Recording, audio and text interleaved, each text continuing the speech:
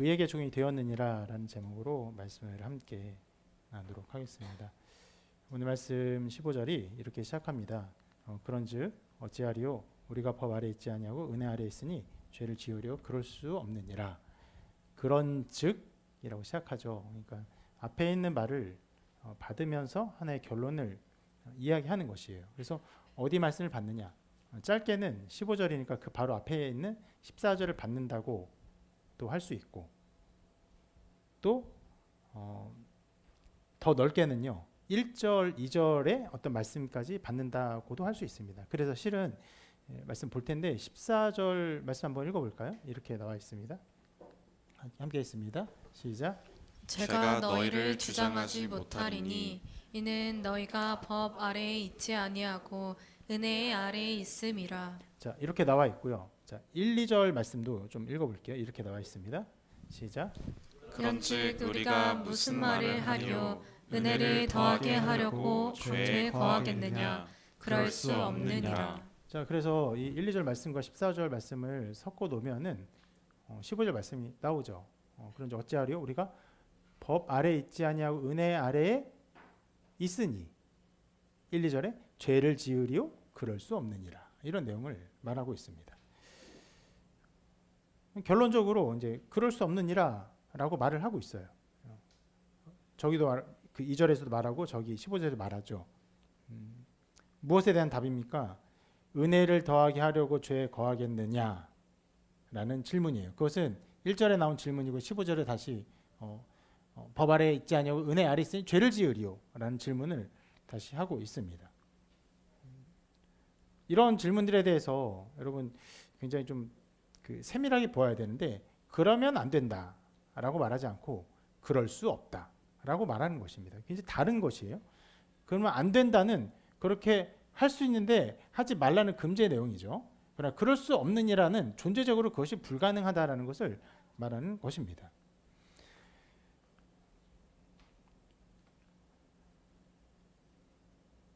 (1절에) 나온 질문이 굉장히 중요한 질문이기 때문에 바울이 그 1절의 질문에 대한 이야기를 쭉 설명하고, 그리고 그것을 다시 한번 14절까지 그 답을 한 다음에 그래서 또 다시 그것을 언급하며 말하고 있습니다. 여기서 또 다시 언급하기 때문에 우리가 1절에 살펴본 그 질문, 은혜를 더하게 하려고 죄에 거하겠느냐, 이것을 조금 다시 한번 살펴보고자 합니다. 이 질문은 굉장히 이상해 보이죠. 은혜를 더 받으려고 죄를 더 많이 짓는가? 그럴 수 있는가? 이런 질문이에요. 어이없어 보이기도 하고 굉장히 불경해 보이기도 하고 신성 모독적으로 보이기도 하고, 또 기독교의 교리를 이상하게 꼬는 흉악한 질문처럼 보이지만, 그런데 우리가 그때 살펴본 것처럼 이 질문은요 복음의 자리를 보여주는 질문입니다. 자, 바울이 저 질문, 은혜를 더하게 하려고 죄에 거하겠느냐, 이 질문을 꺼내기 전에 했던 아주 중요한 진술들, 중요한 가르침들이 있습니다. 특히 이제 율법이 우리에게 왜 주어졌느냐를 이렇게 말합니다. 율법이 들어온 것은 범죄를 더하게 하려 함이라. 그러나 죄가 더한 곳에 은혜가 더욱 넘쳤나니. 이 말은 유대인들에게는 굉장히 충격적인 말이죠.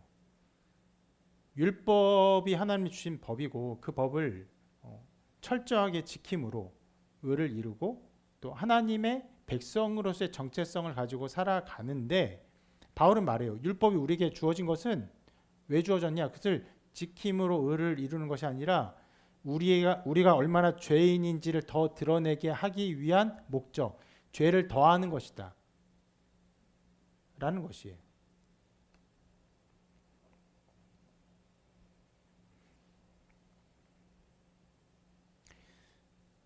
실상 여러분들이 지금 예배 자리에 앉아서 조금 편안하게 앉아 있잖아요.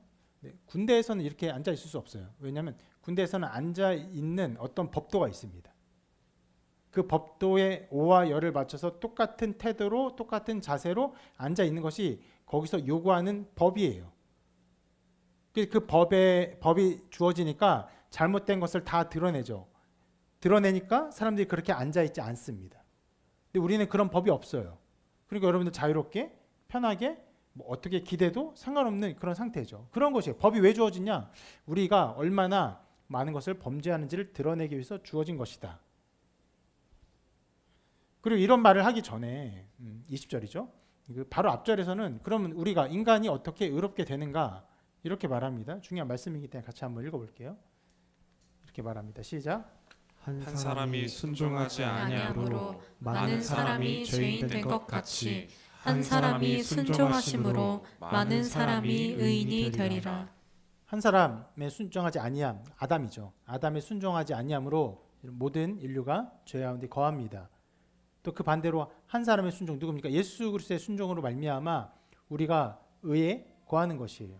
그러니까 인간이 어떻게 의인이 되는가? 예수 그리스도예요. 예수 그리스도 한 분의 순종. 우리가 어떤 것을 순종하는 것이 아니라 그리스도의 순종과 그리스도의 사역으로 말미암아 우리가 의롭게 되는 것이다라고 말을 하고, 그러면서 율법은 왜 주어졌냐? 율법은 우리의 죄를 그냥 더 많이 밝히는 것이야. 우리가 얼마나 죄인지를 더 밝히기 위해서 율법이 주어진 것이야 라고 말하고 있는 것입니다. 그래서 이러한 복음의 선포를 들으면 우리는 실은 여기만 나타나는 것이 아니라 실제 복음의 선포는 3장 21절부터 시작돼서 계속 주어지죠. 그 쭉 들으면은 예수 그리스도로 말미암아 우리 어떤 것도 아니고 그리스도의 그 한 사람의 일로 말미암아 우리가 다 의인이 되고 율법을 지키는 것은 불필요하다는 말로 들리게 됩니다. 그렇기 때문에 그러면 은혜를 더 받게 하기 위해서 죄를 지어도 되는 것이 아닌가 하는 질문이 나올 수 있는 것이에요. 이 질문은 제가 실은 1절을 말할 때도 했던 말이지만 어떤 이상한 사람이 궤변을 늘어놓아서 바울이 그것에 대해서 답을 해주려고 일부러 이 말을 꺼내놓고 상정하는 것이 아닙니다. 왜 말을 해요? 이렇게 말할 수 있어요. 복음이 전해지는 곳에는요, 그런 오해가 따라오기 때문에. 자유의 복음이 전해지면요, 그런 의문들이 따라오기 때문에 그것에 대한 오해와 좀 어떤 면에서는 신앙의 아주 세밀한 지점을 알려주기 위해서 이 이야기를 쭉 하고 있는 것이에요.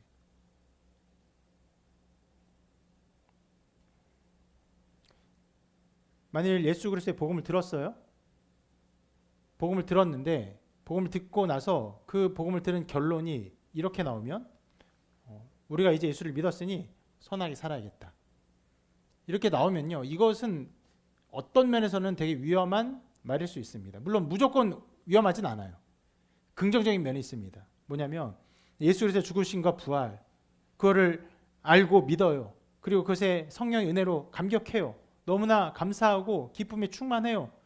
그래서 그 그리스도가 이루신 의를 함께 이루고 그 아름다운 덕을 선전하기를 소망하며 하나님 영광에 살기를 원하는 간절한 마음이 충만할 수 있습니다. 그래서 저 말이 가능합니다. 가능한데 그러한 경향이 아니라 어떤 면에서는 복음을 들어요. 예배를 합니다. 그리고는 그 결론이 어떤 면에서는요, 예수를 믿었으니라는 그 말이 일종의 그냥 하나의 관념, 하나의 생각의 흐름 정도만 생각하고 핵심이 뭐예요? 내가 이제 선하게 살아야겠다. 내가 교회도 나오고 말씀도 듣고 예수를 믿었으니. 자, 제가 일부러 이런 말을 합니다. 교회도 나오고 말씀도 듣고 예수를 믿었으니. 그냥 예수를 믿는 행위와 교회를 나오는 행위와 말씀 듣는 행위가 그냥 다 똑같은 거예요. 별 다를 게 없어요. 예수 그리스도의 죽으심과 부활의 어떠함과 그 영광을 깊이 묵상하는 것들이 아니에요. 그러니까 신앙이 어떤 행위들을 하고 내가 기독교인이니 그리스도인이니 내가 신자니 믿으니 그러니 이제 내가 열심히 살아야겠다. 어떤 사람도 예배 오면서 내가 이 예배를 끝난 이후에 더 나쁘게 되고 싶어. 나쁜 마음 품고 정말 악하게 살아볼 거야. 그러면서 교회 나온 사람 없습니다. 나오면서 어떤 면에서 일종의 무거운 마음을 가지고 오죠. 아까 대표 기도에 기도했던 것처럼 우리의 삶을 괴롭히는 일들이 있어요. 우리가 흡사 죄의 종로를 타는 존재처럼 살게 하는 어떠한 일들이 있습니다. 마음에 어떤 무거운 짐을 가지고 와요. 어떤 것을 기대합니까? 예배를 드린 이후엔 좀 더 나은 삶을 살기를 기대하고 소망해요. 근데 그런 변화를 기대합니다. 그런 변화를 기대하는 마음 가운데 어떤 복음을 듣고 그냥 저렇게 말을 할 수 있는데 그 모든 행위들이 그 처음 시작부터 그 마치는 행위까지 이 모든 것들이 예수 그리스도의 죽음과 부활의 어떠함의 깊이와 그 영광의 풍성함들이 실은 없고 그냥 내가 그래 열심히 살아야겠다 라고 생각하는 일들이 자주 있어요. 이것이 복음을 들은 결론이라면요 실은 복음을 듣지 않은 것이에요. 그래서 그런 태도로 예배를 오는 사람들, 그런 태도로 말씀 듣는 사람들은 보통은 그 설교의 어떤 내용들이 아주 명료하게 무언가 주어지면 더 쉽게 받아들입니다. 여러분 좀 더 인내하십시오. 여러분 기도에 힘을 내십시오. 이런 어떤 명령이 선명하게 주어지면요, 내가 살아야 되는 어떤 선행의 그 지점들, 교훈의 지점들이 있기 때문에 선하게 살아야겠다는 그 관념과 행동들에 일치하기 때문에 더 말씀을 이해하는 것처럼 느낍니다. 그런데 이 모든 것들이 무엇입니까? 일종의 법 아래에 있는 존재예요. 어떤 것을 이룸으로, 어떤 것을 실행함으로 의를 이루고 그로 말미암아 만족을 이루려는 법 아래에 있는 존재의 양상인 것이에요. 은혜는 그것이 아니에요. 은혜가 무엇입니까? 하나님께서 우리에게 주신 것이에요. 예수 그리스도의 죽음과 부활, 그로 말미암아 모든 것이 만족되었다는 것에 대한 감격과 고백, 감사, 그리고 인정, 받아들임, 나를 하나님의 자녀로 말씀하신 것을 그리고 믿고 어떤 면에서 누리는 것,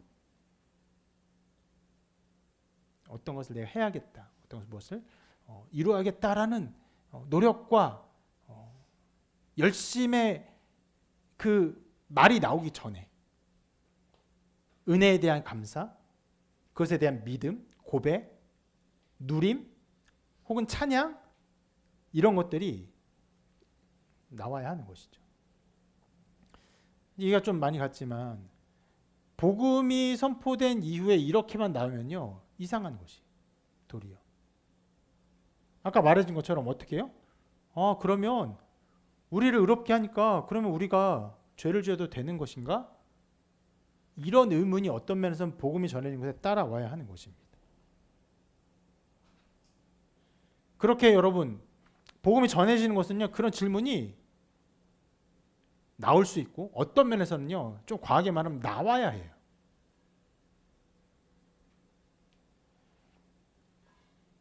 그런 것 때문에 여러분 이단이 흥왕하기도 합니다.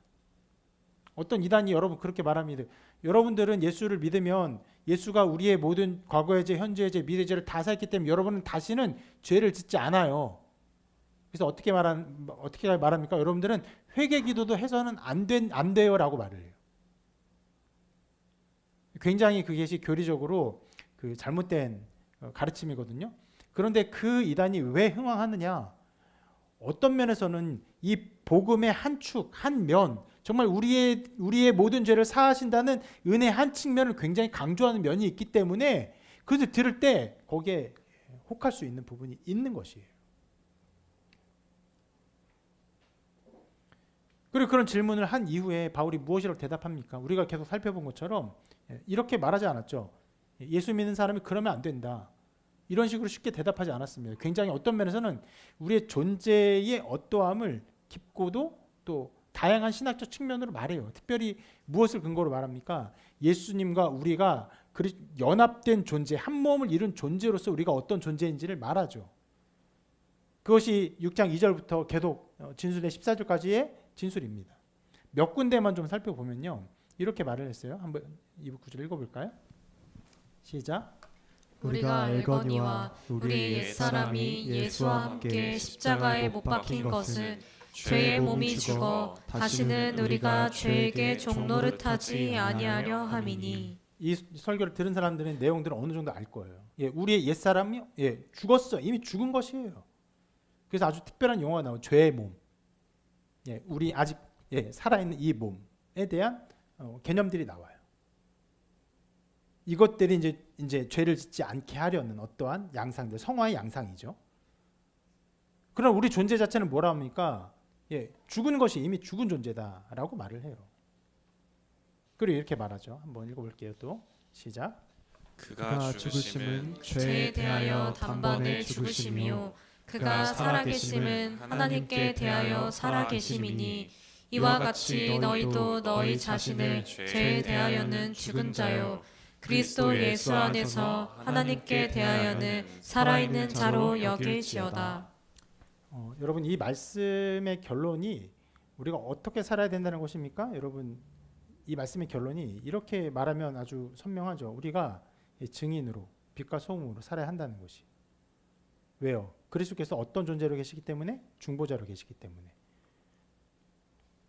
이것을 가지고 그렇게 말하는 것은 굉장히 어려운 일입니다.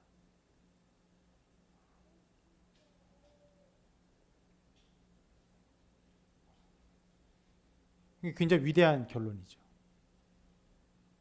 이미 죽은 자예요. 또 우리 살아있는 존재예요. 그리고 우리 그렇게 여겨야 해요. 왜요? 여전히 죄의 몸을 가지고 있어서 그렇지 못하게 만드는 어떤 양상들은 있기 때문에 여겨야 하는 어떠한 일들은 필요해요. 그러나 여기는 것은 우리가 여김으로 우리 그렇게 죄에 대해 죽은 존재고 하나님께서 살아있는 존재로 여기기 때문에 죄에 대해서 죽은 존재가 되는 것입니까? 아니죠. 그 일은 일어난 거예요. 그리스도 안에서 우리는 일어났어요. 우리는 죄에 대해 죽었어요. 또 하나님께서 살아있는 존재예요. 그러니까 쉽게 말하면 거듭난 존재. 거듭난 존재이기 때문에 우리가 그렇게 여겨야 해요. 부단히 여겨야 합니다. 그러니까 지금 어떤 질문에 대한 답입니까? 은혜를 더하게 하러 죄에 거하기냐. 죄를 짓는 어떤 것에 대한 것을 말하는데 우리의 존재가 어떤 존재냐. 우리는 죽은 존재다. 이미 죽은 존재다. 실상 죄에 대해서 죽은 존재이기 때문에 우리는 어떤 면에서는 개념적으로 죄를 지을 수 없는 존재. 그렇게까지 말을 하고 있습니다. 그러면서 결론적으로 14절을 말하죠. 우리가 아까도 봤지만 이렇게 말합니다. 읽어볼게요. 시작. 죄가 너희를 주장하지 못하리니 이는 너희가 법 아래에 있지 아니하고 은혜 아래에 있음이라. 네, 우리가 어떤 존재입니까? 법 아래에 있는 존재가 아니 은혜 아래. 은혜가 무엇입니까? 그 예수 그리스도의 죽으심과 부활의 구원의 모든 사역 그 안에 있는 존재. 우리가 무엇을 이름으로 살아가는 것이 아닙니다. 자, 이런 긴 진술을 한 이후에 다시금 1절의 말을 꺼내면서 얘기하는 거예요. 그런즉 어찌하리요? 우리가 법 아래 있지 아니요 은혜 아래 있으니 죄를 지으리요? 그럴 수 없느니라. 그래서는 안 된다가 아닙니다. 그럴 수 없다라고 우리 존재적인 것을 말하고 있어요.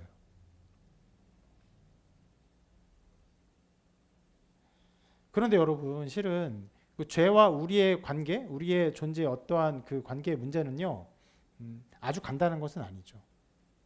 우리가 죄의 영향을 받습니까? 받죠. 잘못 가르치면 아까 그 이단이 말하는 것처럼 우리는 아예 죄를 짓지 않는 존재다. 뭐 회개기도도 필요 없다. 이렇게까지 막 나가는 경우도 있어요. 아니 그렇지 않아요. 여전히 우리 죄의 몸을 가지고 있습니다. 우리는 죄를 지을 수 있어요. 그래서 이미 이렇게 말했어요. 12절에서.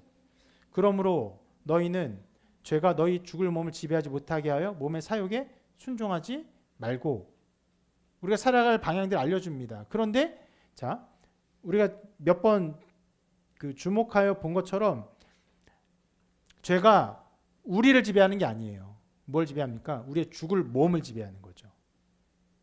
그리고 몸의 사욕, 우리의 몸의 어떤 몸의 부분들, 뭐 성욕, 식욕, 수면욕, 뭐 권력욕 이런 것들 얘기했죠. 또 어떤 지체들, 뭐 상상력, 어떤 이성, 감정 이런 것들도 얘기했습니다. 그런 것들 그 부분들의 욕심을 부리고 그 부분들을 죄에게 종으로 내줄 수 있는 양상들이 있어요. 그렇게 하지 말라고 말을 합니다.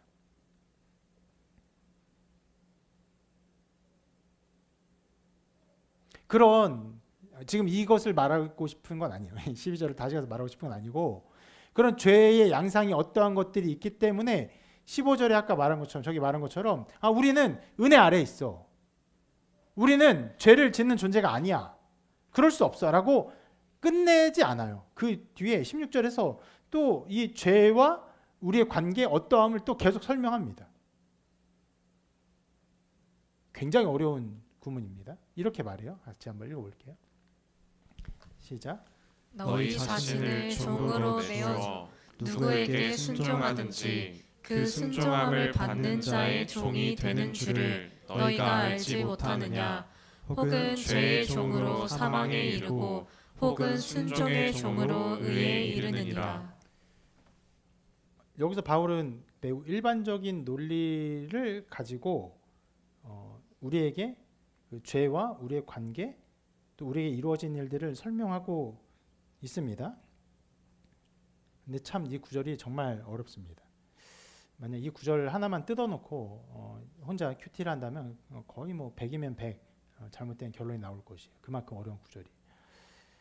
먼저 이렇게 말을 합니다. 너희 자신을 종으로 내주어 누구에게 순종하든지 그 순종을 받는 자의 종이 되는 줄을 너희가 알지 못하느냐. 이것은 그냥 하나의 어떤 그 예화, 하나의 그 뭐랄까 전제를 가지고 그냥 말하는 것이에요. 무슨 말이냐면 종이 되는 것에 대한 개념을 말하는 것이. 종의 개념은 지금 우리한테는 굉장히 먼 개념입니다. 그런데 이 초대교회 시절에는 종은요 꽤 익숙한 개념이에요. 뭐냐면 우리가 흔히 생각할 때 종은 불가피하게 이렇게 종이 되는 팔리거나 뭐 하여튼 뭐 어떤 그 태생적으로 종이 되거나 그래서 불가피하게 종이 되는 개념을 생각할 수 있지만 자발적으로 종이 되는 일이 가능했습니다. 왜 종이 됩니까? 왜 자발적으로 내가 남의 종이 돼요? 내 힘으로는 내 삶을 꾸려갈 수가 없어요. 또 어떤 경우에는 자기가 전혀 갚을 수 없는 어마어마한 빚이 있으면 그것에 대해서 어떻게 하냐면 이제 종이 되는 것으로 그것을 해소합니다. 그럼 종이 되면 어떻게 됩니까? 자, 내가 저 성문 곁에 있는 어떤 사람의 종이 되기를 원해요. 그럼 그 사람이 나를 받아주잖아요. 그러면 나는 그 사람에게 순종해야 됩니다. 순종해야 돼요. 그럼 그 사람 나를 어떻게 합니까? 먹여주고 재워주고 살게 하는 거죠. 생존을 가능하게 해줍니다. 이게 자 그런 얘기를 하는 거예요. 너희에게 너희 자신을 종으로 누구한테 내주면 어떻게 되느냐? 너희가 그렇게 순종하는 그 주인, 그런 자의 종이 되는 것 아니냐? 이렇게 말을 하고 있는 것이에요. 너무나 당연한 이야기입니다.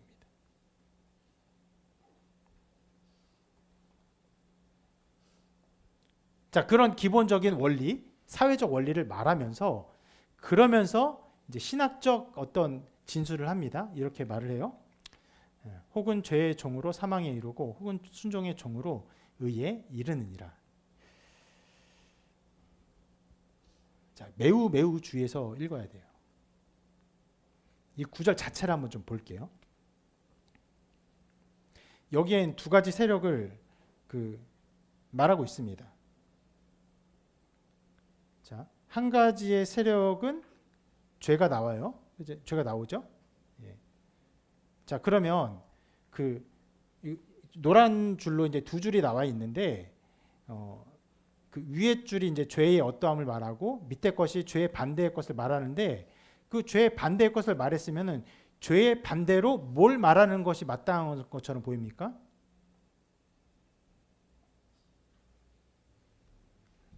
죄의 반대로 어떤 용어가 나오는 것이 맞아 보여요? 선 혹은 네 맞아요 선. 저는 이제 다른 용어를 선택했는데 의라고 선택했어요.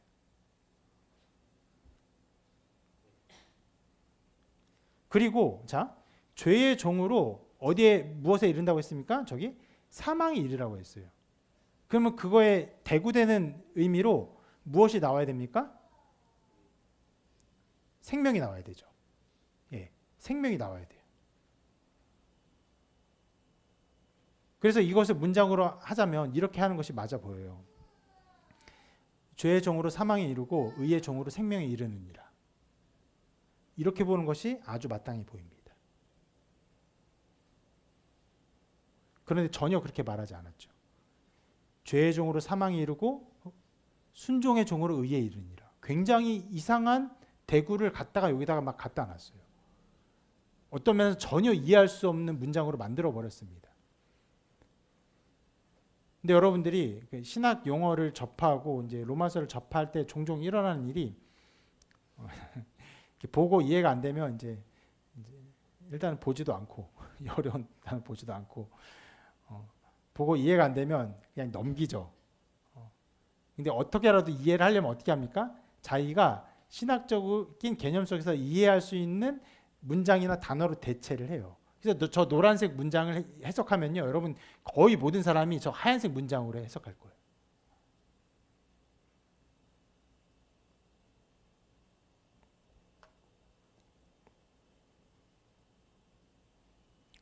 자, 이 가상의 대조물 제가 하나 만들어 놨는데 여러분이 생각할 수 있는 가상의 대조물, 아주 자연스러운 대조물. 자, 이거 생각해 봅시다. 자, 밑에 의의 종으로 생명에 이르느니라.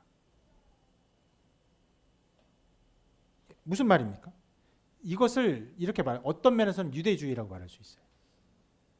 의, 율법, 여기에 나를 내주어서 그것을 지킴으로 생명에 이르는 것이. 그런 개념이 금방 튀어나옵니다. 이게 아주 자연스럽게 우리에게 이렇게 숨 쉬듯이 이루어지는데, 왜냐하면 여러분 모두 신자지만 우리는 그 여전히 연약한 존재고 죄의 법 아래에 있는 어떠함들이 우리에게 늘상 영향을 미치기 때문에 내가 잘하고 내가 순종하고 내가 어떤 일을 잘하면요, 어떻게 느낍니까? 아, 내가 그때 신자가 된 것처럼 그런 것들을 느껴요. 그러니까 뭐예요? 우리는 늘 행위의 어떤 결과에 영향을 엄청 받는 사람이에요. 그러니까 여전히 여러 개념 속에서 어떤 존재와 같이 법 아래에 있는 노예처럼 살아가는 개념과 양상들이 여전히 남아있어요. 그래서 저렇게 해석하는 것이 너무나 숨쉬듯이 자연스러워요. 숨쉬듯이. 그래서 자, 이 구절이 15절부터 16절까지 이어지는 구절인데, 15절 16절을 이런 식으로 이해해 버릴 수 있습니다. 뭐냐면 이렇게 하는 거예요. 신자는 죄를 지어서는 안 된다. 의에게 자신을 종으로 내주어 생명에 이르라. 이렇게 모든 구절을 이해할 수 있습니다. 틀린 말이 전혀 아닌 것처럼 보여요. 그래, 신자는 죄를 지으면 안 되지. 아, 의에게 내 자신을 줘야지. 아, 그래, 순종해야지. 그래, 생명을 이루어야지. 이렇게 해석이 되는 것이에요. 그러나 전혀 그렇지 않았죠. 15절에서 이미 죄를 지어서는 안 된다가 아니었어요. 뭐라고 말했습니까? 예, 죄를 지으리요? 그럴 수 없는, 그건 불가능한 일이라 말했어요. 자, 이것을 우리가 전에도 말할 때 우리가 정말 죄를 아예 못 짓는 존재이기 때문에 그렇게 말합니까? 아니요. 죄와 관계가 끝난 거예요. 어떤 면에서. 그래서 말하는 것이에요. 그리고 16절의 말씀도요. 자, 의에게 자신을 종으로 내주어 생명에 이르라가 아니죠. 저렇게 가상의 그 어떤 고백처럼 써놓은, 해석처럼 써놓은 건 이게 아니죠. 아까 뭐라고 써있죠? 이렇게 말했죠. 순종의 종으로 의에 이르니라. 그러니까 우리가 의에게 내 자신을 종으로 내주는 것이 아니라 순종이라는 것에 종으로 의에 이르는 어떤 상태를 말하는 것이에요. 참, 왜 여기서 순종이란 말을 썼을까? 그래서 이미 아까 방금 말한 것처럼 의에게 우리의 자신을 내주는 것이 아니기 때문에 의, 율법, 어떤 이러한 것들, 옳음, 공의, 여기에 우리의 자신을 내주는 것들이 아니기 때문에 이렇게 말하는 것이기도 한데, 자, 두 가지 면에서 여기서 순종이라는 단어를 쓴 이유를 생각해 볼 수 있습니다. 한 가지는 이 순종이 바로 이렇게 말하기 전에 한 개 질문 좀 해보고 싶어요. 자, 여러분, 죄의 종으로 자신을 내주는 얘기를 하잖아요. 일반적인 사람이 죄의 종으로 자신을 내주어서 사망에 이르러요. 그러면 그 반대의 것으로 우리가 내줄 수 있는 것은 아까 뭐 용어상으로는 죄의 반대는 의라고 했지만, 자, 우리가 알고 있는 신앙과 신학의 차원에서 죄가 아닌 우리가 어디에 내주는 것이 합당할까요? 어디에? 네? 하나님이란 단어를 했는데 조금은 맞지만 조금은 틀려요. 그보다 더 온전한 답이 있어요. 그리스도죠. 언제나 지금 모든 그 바울의 진술은 죄의 나라, 그리스도의 의를 계속 대칭하여 말했어요. 그러니까 죄와 선 이렇게 말하지 않았어요. 절대로. 죄의 반대는 언제나 그리스도예요. 그런 면에서 여기서 순종을 말하는 것이죠. 순종은 바로 그리스도께서 이루신 일의 형태를 말하는 것이죠. 이미 우리가 그 말씀을 아까 읽었습니다. 예수께서 어떻게 의를 이루셨는가? 이 구절 다시 한번 읽어볼게요. 여기 아니에요? 읽어봅니다. 시작. 한 사람이 순종하지 아니함으로 많은 사람이 죄인 된 것 같이 한 사람의 순종하심으로 많은 사람이 의인이 되리라. 성자께서 예수님께서 성부 하나님의 뜻에 순종함으로 어떤 뜻에? 하나님의 모든 율법을 다 이루시고 우리를 향한 구원의 계획을 이루시기 위해서 성육신하시고 우리의 죄를 대신하기 위해서 자신이 죄를 담당하시고 진노를 받으시고 그리고 죄에서 이기시는 부활을 다 이루셨죠. 그 모든 것을 어떻게 하셨어요? 순종하심으로 이루었어요. 한 사람의 순종이라고 분명하게 말하고 있습니다. 그렇기 때문에 저기서 순종의 종이라고 말할 때 그 순종은 바로 성부의 뜻에 순종하심을 우리에 이르신 그리스도께 종이 되어야 함을 말하는 것이. 만약 이것을 이렇게 해석하지 않고 여러분이 그 가지고 있는 관념 속에 그대로 해석해서 의의 종으로 생명에 이르느니라 이래 버리면요 완전히 무엇입니까? 율법주의예요. 죄에게 내 자신을 이제 내주지 말고 그냥 그만두고 의에게 옳은 것들 행동에 내 자신을 내줘서 그렇게 살아야 하는구나라고 하는 거 아니에요. 순종이신 순종으로 이르신 그리스도께 내 자신을 내주는 것이.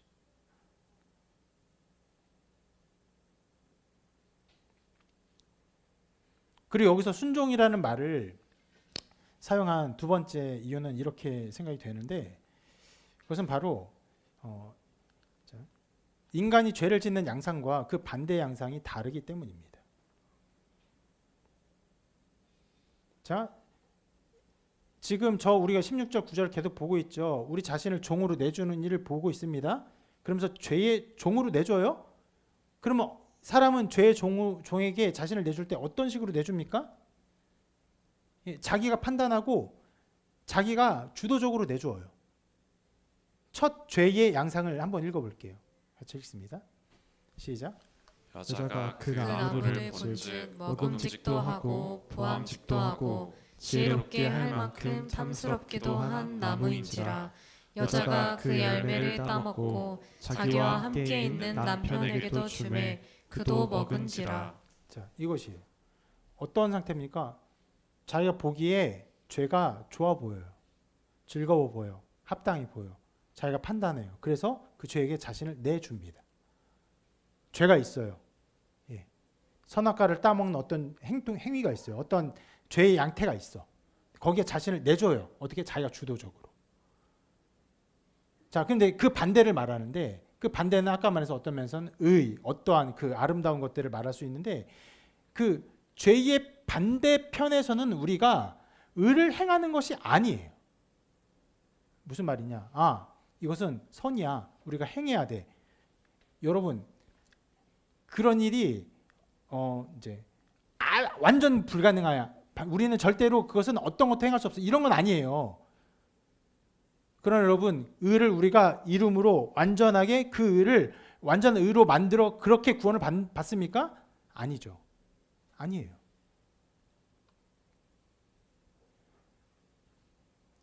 우리가 의를 이룰 때는요, 선을 행하고 착한 일을 행해서 의를 이룹니까? 아니에요. 그런 의를 이루지 않아요. 우리가 의를 이루는 유일한 자리가 어디입니까? 다른 건 아니에요. 그리스도를 따름이. 그리스도를 쫓아가는 거예요. 그러니까 이 죄의 반대는, 그러니까 죄는 인간이 선택해서 짓는 어떤 양상이기 때문에 죄라고 말하지만, 우리가 그 반대편에 있어서 따라가는 것은 이거 선을 행해서 우리가 행해서 의를 이룬 것이 아니기 때문에, 그런 것이 아니기 때문에 그리스도께서 이루신 그 길, 순종을 이루신 그 길을 우리가 또한 그분을 따름으로 순종이라고 말하는 것입니다. 여기에 여러분 그 대단한 그 뭐랄까 그 주권적 차이가 있어요. 방금 말씀드린 것은 죄는요, 인간이 짓습니다. 내가 져요. 의는요, 내가 의를 아니요. 누가 이루세요? 그리스도께서 이루세요. 그리스도께서 이루신 것을 우리가 누리는 것이, 그분과 함께함으로, 그분의 존재에 참여함으로. 그러므로 단순히 의라고 표현하지 않고 순종의 종으로라고 말하고 있는 것입니다. 실은 그래서 우리가 이 앞에서 매우 중요한 진술을 함께 보았죠. 이 구절을 같이 한번 읽어볼게요. 이 구절입니다. 뭐지? 제가 말로 다 설명을 해서, 자, 읽어봅니다. 시작. 오직 너희 자신을 죽은 자 가운데서 다시 살아난 자 같이 하나님께 드리며. 네, 우리를 하나님께 어떻게 드립니까? 그래, 우리 하나님께 드리자. 그렇게 드릴 수 있는 게 아니에요. 어떻게 드려요? 오직 너희 자신을 죽은 자 가운데서 다시 살아난 자 같이. 그렇게 한 존재가 누가 있습니까? 유일하게 단 한 존재, 예수 그리스도. 예수 그리스도가 우리를 위해서 죽으시고 살아나셨는데, 우리가 그에 연합하여 한 존재가 된 것, 그러한 그리스도의 존재와 같이 하나님께 드려라.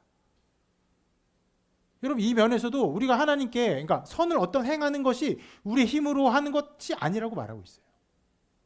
유일한 한 자리예요. 그리스도의 죽으심과 부활 안에서 그 한 존재를 이름으로. 그래서 순종의 종으로 의에 이른다라고 말하는 것입니다.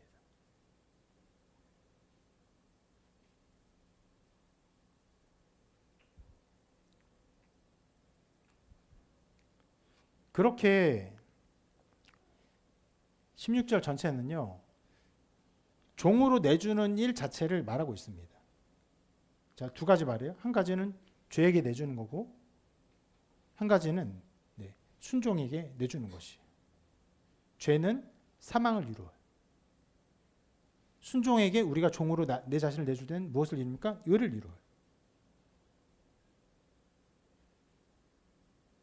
자, 이러한 진술이기 때문에, 진술인데 여러분, 이러한 진술을 보면요, 어떤 면에서는 그 다음 진술이 어떻게 나올 것이 예상이 됩니까?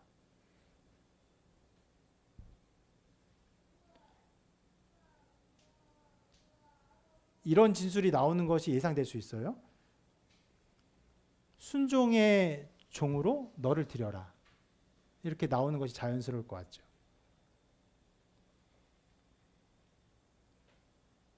자, 죄의 종으로 사망이 이르고, 어떤 사람은 순종의 종으로 의에 이른다.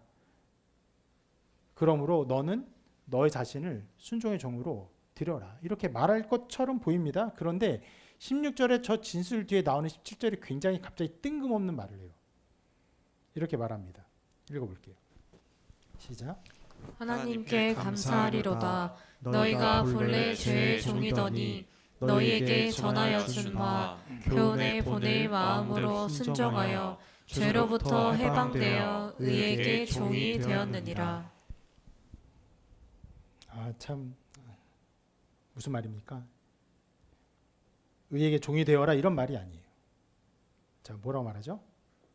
이미 종이 되었다고 말해요. 뭐에? 의의 종이 되었다라고 말합니다.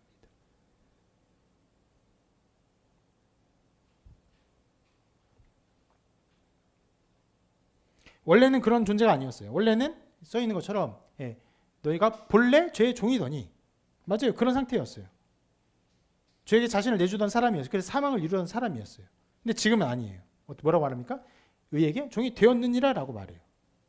자, 그래서 여러분 이 15절, 16절, 17절 이 모든 구절이 잘못 해석하면요 이런 해석이 될 수 있어요.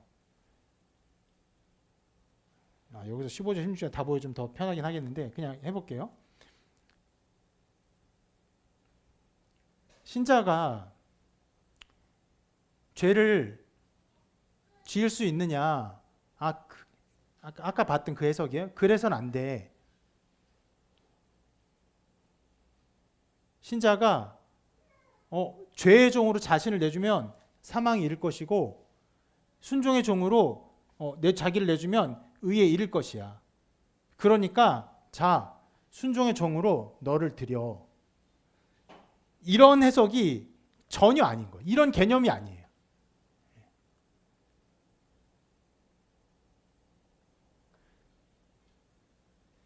로마 교인들이 어떤 상태입니까?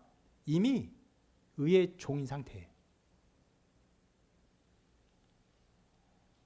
그러니까 자, 저 16절의 굉장히 키인데 혹은 죄의 종으로 사망에 이르 혹은 순종의 종으로 의에 이르느니라, 이것은요 신자가 너 자신을 죄에게 종으로 들이면 너 사망에 이를 것이야 이렇게 말하는 게 아니에요. 신자가 그렇다는 게 아니에요. 누가 그래요? 사람이 그러면 어떤 상태입니까? 저 위의 상태는 이미 불신의 상태예요. 예수를 믿지 않는 상태. 그 상태에서 어떤 상태입니까? 죄의 종으로 자신을 내주면요 사망에 이르게 되는 거예요. 그것이 인간적 불신의 상태. 본래 죄의 종이더니라고 하는 그 상태. 근데 예수를 믿는 자들은 어떤 상태입니까? 의의 종이 된 상태예요. 의의 종이 되었느니라. 그렇게 어떤 것을 이름으로 순종함으로 의를 이루라가 아니에요. 의의 종이 되었다라고 말하는 것이에요. 그러면 자, 여기서 말하는 이 로마 교인, 너희가 본래 죄의 종이 너희 주면서 교훈해 볼 마음을 순종하여 죄로부터 의에게 종이 되었다. 의의 종이 된 상태예요. 그러면 지금 바울이 말하고 있는 그 로마 교인들, 그 사람들, 로마 교인들은 앞으로 어떤 열매를 맺을 것이 기대되는 상태입니까? 어떤 상태예요? 아래 것이에요. 순종의 종으로 의에 이르는 것이 이루어질 것이에요. 위의 것이 너 잘못하면 위의 것이 될 거 아니요. 그것은 아니에요. 이미 끝난 거예요. 너희가 순종의 종으로 의에 이를 것이야. 너희는 이미 의에게 종이 되었어. 사망에게 자신을 내주고 혹은 죄에게 자신을 내주고 이런 것은요 있을 수 없어요. 그냥 순종의 종으로 의에 이르는 것을 선포하는 것입니다. 그래서 여러분 15절, 16절, 17절을 잘못 해석하면요 정말 우리는 죄를 지어서는 안 되는구나. 의에게 우리 자신을 내줘야 하는구나. 사망에 내 자신을 내면 우리가 죽을 수 있구나. 이게 다 그 어떤 면에서의 그 주도권이 어디에 있어요? 내가 어떻게 해야 하느냐. 그것은 어디의 법에 있는 거예요? 일종의 죄의 법에 있는 거예요. 법 아래에 있는 거예요. 우리는 그런 존재야. 의에게 종이 된 상태. 그리스도의 순종에게 우리 자신을 이미 내어준 상태예요. 그리고 우리는 의를 이룰 것이에요. 그래서 15절부터 17절까지의 말씀들을요 풀어서 해석하면요 이렇게 해석할 수 있는 거예요. 신자가 은혜 아래에 있으니 죄를 짓는가? 그럴 수 없다. 은혜 허점을 파고드는 질문하는 사람들이 있지만 그럴 수 없다. 너희는 이미 의에게 종이 되었다. 그렇게 너희는 순종의 종으로 열매를 맺을 것이다. 이렇게 말하는 것입니다. 물론 여러분, 제가 아까 말한 것처럼 죄는 우리에게 영향을 끼치고 교묘하게 괴롭히는 일들이 있어요. 그래서 오늘 18절까지 보지만 19절에 곧장 죄에 대해서 우리가 싸워야 하는 어떤 면에 대해서 이렇게 권면을 합니다. 읽어볼게요. 시작. 너희 육신이 연약함으로 내가 사람의 예대로 말하노니 전에 너희가 너희 지체를 부정과 불법에 내주어 불법에 이른 것 같이 이제는 너희 지체를 의에게 종으로 내주어 거룩함에 이르라. 자,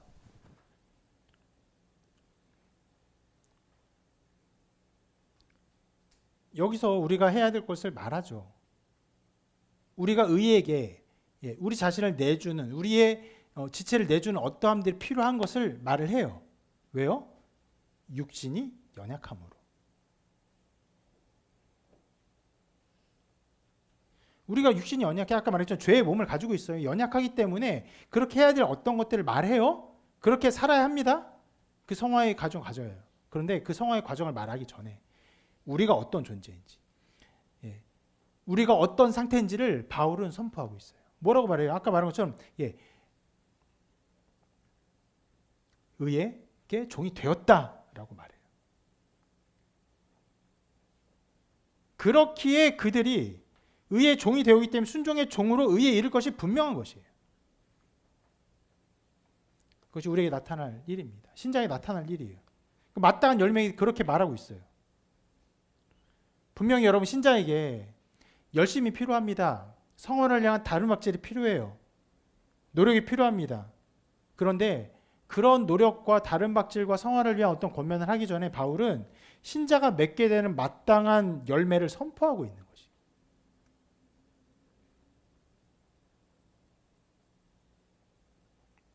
자, 바울이 이렇게 너희가 의에게 종이 되었느니라라고 말하는 것이 로마 교인들에게 말하고 있는데, 로마 교인들 모든 사람의 생각과 태도와 행동을 속속들이 알고 있기 때문에 그렇게 말하고 있는 것입니까? 아니에요.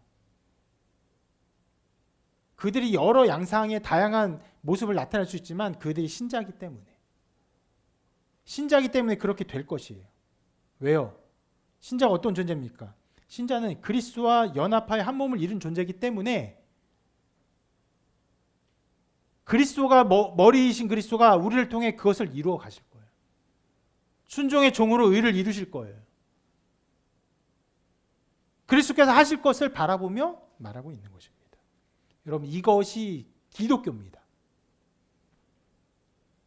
그리스도가 하신 일을 바라보고 그리스도와 연합된 우리를 바라보고 그리스도께서 우리를 통해 이루실 일을 바라보는 것이에요. 여러분, 교회 나오면서 나 기독교인이요 라고 말하면서 실은 기독교가 아니라 순전한 법 아래에 있는 사람으로 살아갈 수 있어요. 내가 무엇을 해야지, 내가 무엇을 어떻게 해야지, 여기에 골몰하고 여기에 창념하고 여기에 모든 신경을 쓸 수 있어요. 여러분, 우리 굉장히 어려운 말씀을 보고 있습니다. 왜요? 바울이 하나님 말씀을 통해서 우리에게 그렇게 말하고 있고 예수 그리스도 하신 일을 깊게 자세하게 세밀하게 보기를 요구하고 있어요. 그것이 기독교예요. 주님께서 하신 일을 깊게 바라보는 것.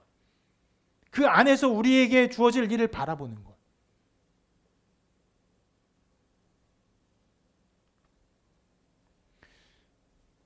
여러분, 그렇기에 여러분 예배 드리면서 또 말씀을 들으면서 이 모든 신앙적 행위를 하면서 내가 어떻게 해야 될까에 주목하지 마십시오. 이미 그렇게 시작하는 것부터가 기독교의 반대 측면에서 시작하고 있는 거예요. 그리스도교, 그리스도가 하신 일을 우리가 받았고 그리스도께서 우리를 통해 이루실 일을 바라보는 것이에요. 그리스도 안에서 모든 것이 이루어지는 거예요. 우리 자신을 어떻게 드려요? 죽었다가 살아난 자같이 그리스도가 그렇게 하신 것처럼 우리를 드리게 되는 것이에요. 그리스도를 떠나서는 아무것도 할 수 없는 것입니다. 인간적인 노력, 애씀으로 채워지는 것은 전혀 기독교가 아닙니다.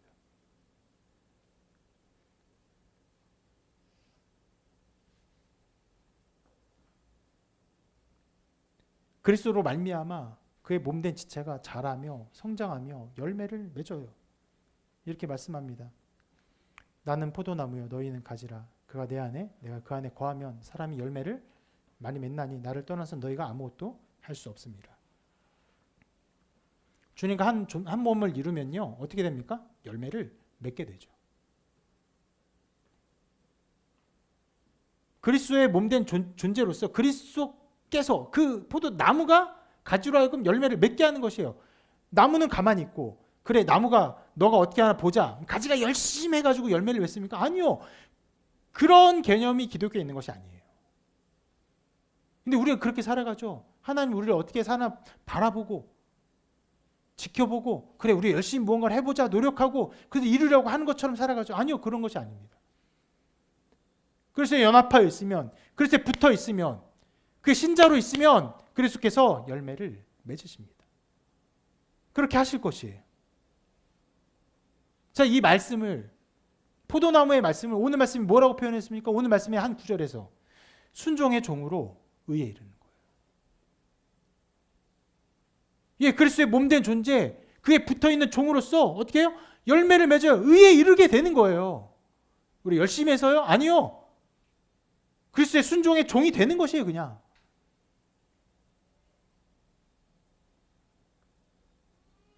이것이 우리의 자리입니다.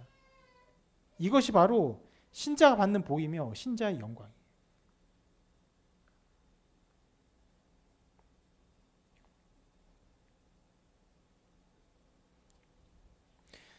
삶이 굉장히 여러 다양성 속에서 어렵고 고통스럽고 괴롭고 나를 괴롭히는 일들이 있고 나는 부족하고 연약한 것들이 있습니다. 아까 찬양한 것처럼 원수가 우리를 공격해요. 계속 공격합니다. 우리가 넘어지지 않아야 돼요. 어떻게 해요? 어떻게 넘어지지 않습니까? 마음 굳건히? 아니요. 오직 그리스도 안에서 넘어지지 않는 거예요. 그래서 보혈 안에서. 그러나 죽으신 것 부활 안에서 우리가 안 넘어지는 것이에요. 목사든 평신도든 이제 처음 믿은 초신자 다 똑같습니다. 그래서 보혈 안에 서 있는 것이에요.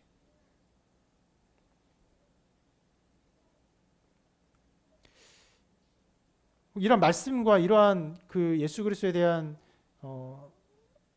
이해, 믿음 이런 것들이 부족하면 기도하십시오.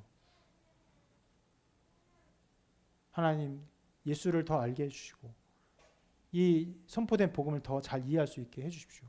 그리고 이 기도하고 다시 설교 또 듣고 오늘 되어진 여러 말씀 구절들 로마서 여러 구절 봤잖아요. 이해 안 되는 거 보세요. 다시 들어보세요.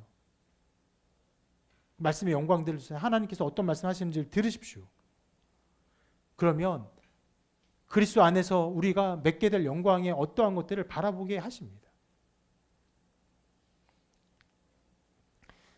그리고 오늘 전체 말씀에서 설명되지 않은 한 부분만 좀 설명을 하고 말씀을 마치겠습니다. 이게 흐름 속에서 갑자기 설명하는 게 그래서 이 부분만 따로 설명하려고 하는데 자 18절 말씀에서 17절 말씀에서 이 부분을 해석하지 않았는데 너에게 전해 준 바 교훈의 본을 마음으로 순종하여.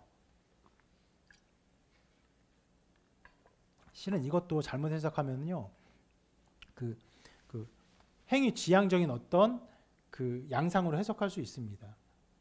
아까 본 것처럼 16절에 너희 자신을 죄에게 내주면 사망에 이르고 순종으로 내주면 의에 이를 것이야 라면서 신자가 죄에게 내주고 순종에 내줄 수 있는 것처럼 해석을 하면은 여기서는 뭐라고 해석하는 겁니까?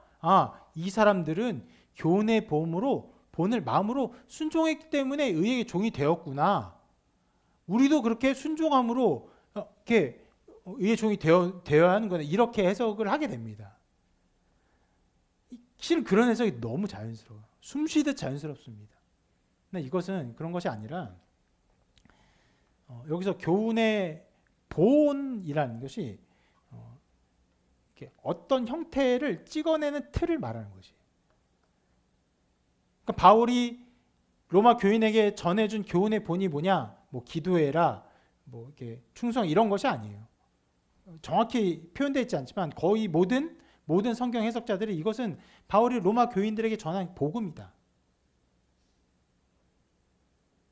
그 복음의 본 무슨 말이에요? 복음이 전해지면요, 그 복음으로 말미암아 틀이 찍혀지듯이 모든 신자들이 나타나요. 그렇게 반응합니다. 어떻게 합니까? 그 복음에 대해서 마음으로 순종해요. 기뻐하고 즐거워하고 외면적으로 억지로 오는 것이 아니에요. 예수 그리스도의 죽으심과 부활을 기뻐하고 그것을 믿고 함께 예배하는 게 즐거워합니다. 동일한 마음 가운데 있음을 알게 돼요.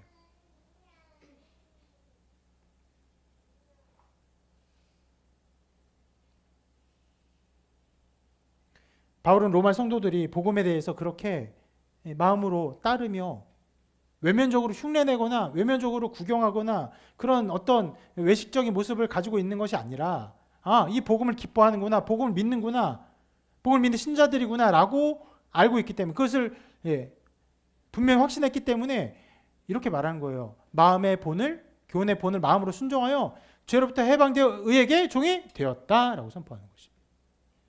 그리고 그렇게 선포했기 때문에 무엇을 기대하는 것입니까?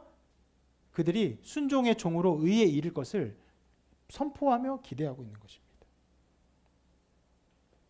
여러분, 이러한 복음의 일을 기억합시다. 실상 오늘 설교를 준비하면서 어떤 면에서 굉장히 마음이 무거웠습니다. 왜냐하면 말씀이 너무 어려워요. 너무 어려워. 다시 여러분 이 설교가 끝나고 이 구절을 스스로 해석해 보면요, 정말 잘못 해석할 여지가 너무 많습니다. 그래서 마음에 그런 부담이 있어요. 정말 이해하기 어려울 텐데, 어떤 면에서 이런 부담, 정말 어떤 감동도 주기 어려운 말씀일 텐데, 그런 생각도 해요. 그런데 어렵고 또 힘든 일이지만 여기에 서 있는 것 자체가 하나님이 기뻐하는 일입니다. 이것이 예배예요. 큰 소리로, 아름다운 소리로 찬양하는 것, 여러분, 이것이 예배가 아니라 하나님이 우리가 거하기를 원하는 그 말씀의 자리, 그 말씀이 어떠한가 깊게 상고하며 되뇌어 보고, 실은 어떤 면 설교가 굉장히 연약한 설교, 왜 연약합니까? 우리의 어떠함에 직접적으로 제가 해석하거나 적용하거나 하는 것들이 거의 없어요. 실은 성경학교에서 우리 아이들이 그런 얘기를 했다고 해요. 자기들도 설교 말씀 좀 이해하고 싶다. 그러면 굉장히 마음이 아파요. 아버지로서 우리 아이들에게 정말 이해 안 되는 말만 계속하는 것이 마음이 아파요. 어려운 마음이 있어요. 그러나 그럼에도 불구하고 하나님 주신 말씀 안에서 우리가 거하고 이것 가운데 우리에게 그런 걸 선포하셨구나. 이 복음 말미암아 우리가 순종의 종으로 의에 이를 것을 선포하는구나. 이것에 거하라고 말하는구나. 이것을 이해하라고 말하는구나. 다른 어떤 것도 아니라 그 말씀 가운데 그런 이해와 소망 가운데 서 있는 것이 우리가 서 있어야 할 예배의 자리인 것입니다.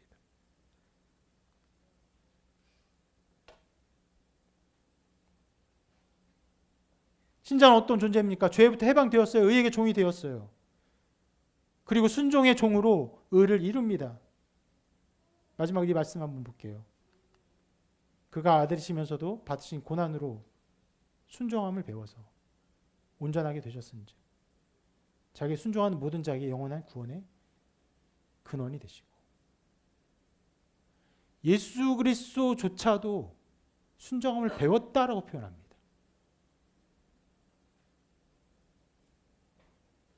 그렇게 그리스도가 순종이 되셨어요.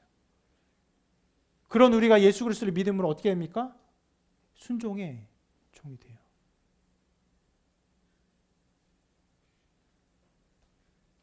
이 그리스도의 사역을 바라볼 때, 그리스도의 어떠함을 바라볼 때, 이것을 이 말씀 속에서 이것을 이해할 때 우리도 동일하게 순종의 종이 되어 열매를 맺게 될 것입니다.